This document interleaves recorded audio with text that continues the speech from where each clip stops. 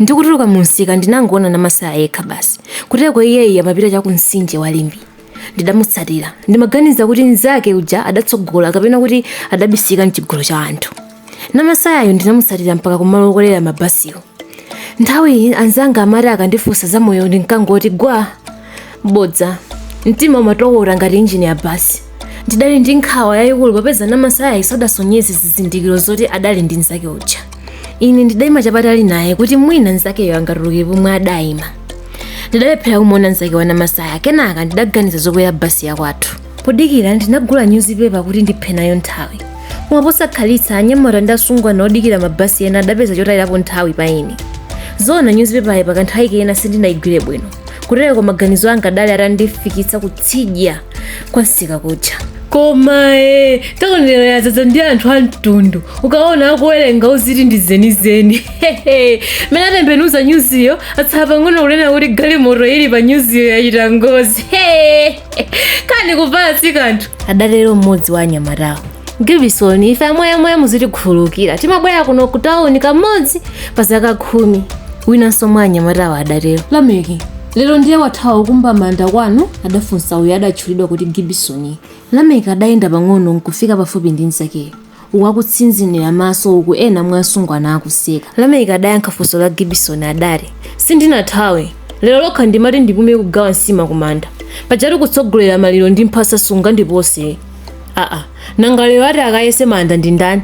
Kapena wathawa chifukwa chotenga muyeso wa mtembo olakwika?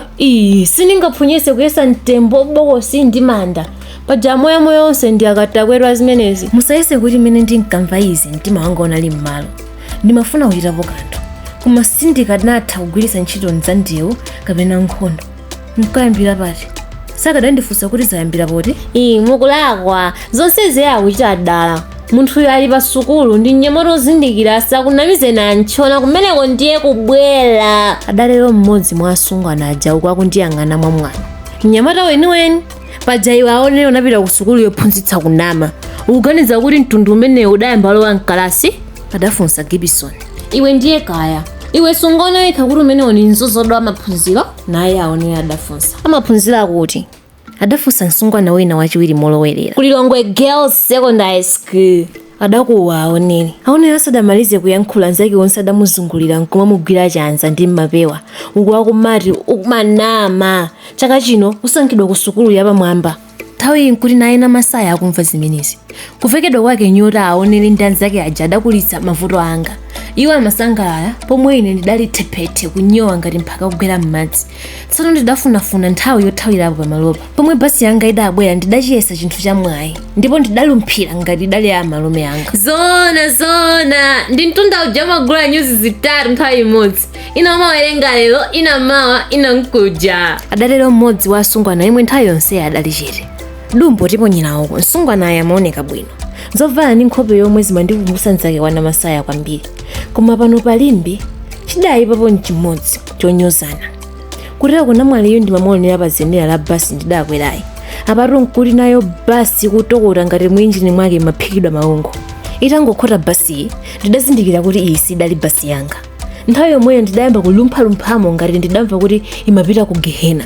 Ndinayimba belo loyimitsira basi yomupitiriza. Kulira kwa belo kudayipira anthu ambiri m'basiyo. Ena mwayi wamvekere. Zachisoni, nyamata ovala suti ngati imene inasadzira kumwe basi ikupita. Hede, iwe sungawerengayi? Sukulu zakwacha zikukuphonya bwanji? Ndi wakuba ameneyu kuteko waonjola kale ndi afuna kuthawa. Simukuona suti yakeyo? Adapha munthu nkumulanda sutiyo. Zikuoneka ngati zovala zikumukhala chomwecho nanga malemuyo zimawakhala bwanji. Adangoyesedwa ndi lelala popanda ndendende. Lero ndiye suti ya malemu yapezeka. Ziphala za nthochi zili ponseponse. Amagona mkitchen ngati mafuwa.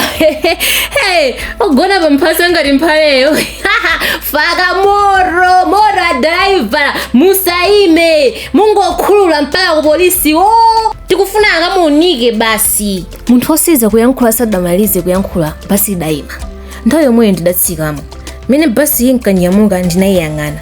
Wina mbasi mwadadulusa mutu wake pa zenera. Anandisekerera ndipo anandimwetulira. Nthawi yomweyo ndinakhumbira ndikadabwereramo mbasi muja chifukwa uyu ankandimwetulirayo anali nzake wa namasaya uja.